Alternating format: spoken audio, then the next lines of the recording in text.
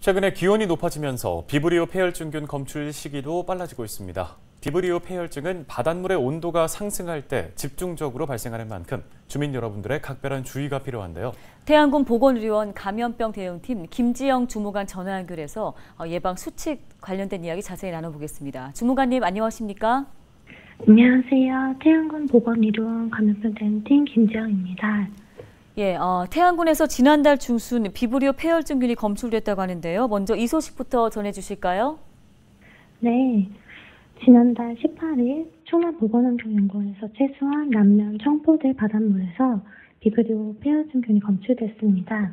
이에 따라서 이제 해안 지역인 저희 태안군은 홈페이지 및 전광판을 이용한 예방 홍보로 어패류를 취급하는 식당 또는 만성 간질환자 등 고위험군의 감염 예방을 강화하고 있습니다.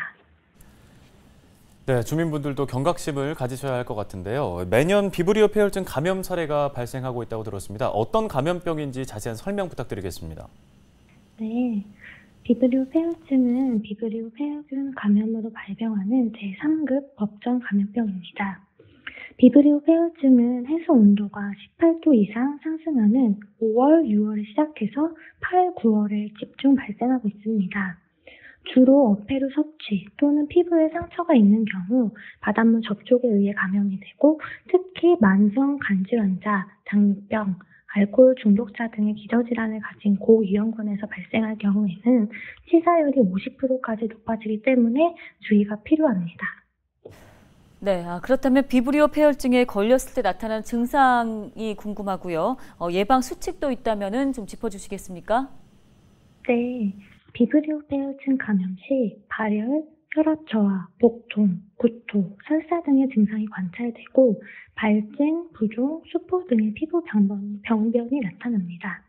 이러한 증상이 나타나면 즉시 의료기관을 방문해서 진료를 받아야 합니다. 그 전에 가장 중요한 예방수칙으로는 첫 번째, 어패류를 80도 이상으로 익혀 먹기. 두 번째, 피부에 상처가 있을 경우 바닷물과 접촉하지 않기. 마지막으로 조리 시 해수를 사용하지 말고 흐르는 수돗물에 깨끗이 씻기 등을 철저히 준수해야 합니다. 네, 주무관님, 비브리오 폐혈증 외에 이 시기에 주의해야 할 것들 뭐가 더 있을까요? 네, 지금 농번기 시기로 태안 군민들이 지금 농작업 활동에 집중하고 있습니다. 야외 활동을 하는 만큼 진드기 매개 감염병 노출 가능성이 증가하고 있는데요. 진드기 매개 감염병 중 하나인 쯔쯔가무시증은 감염된 털 진드기 유충이 사람을 물어서 감염이 됩니다. 증상으로는 두통, 발열, 오한, 구토, 발진, 근육통, 기침 등이 나타나고 물린 부위에 가피가 형성됩니다. 단순 감기 증상을 착각하여서 치료 시기를 놓치기 쉽기 때문에 증상이 있을 경우에는 즉시 의료기관을 방문하여 신속한 진단과 치료를 받아야 합니다. 가장 중요한 예방수칙으로는 농작업 시 긴팔, 긴바지로 이루어진 작업복, 모자, 토시 등을 착용하는 것이 좋으며 작업 후에 샤워나 목욕을 하고 입은 작업복은 세탁하는 것이 좋습니다. 또한 작업 시 진드기 기피제를 뿌려가면서 작업하는 것이 좋습니다. 네, 잘 들었습니다. 지금까지 태안군 보건의료원 감염병 대응팀 김지영 주무관이었습니다.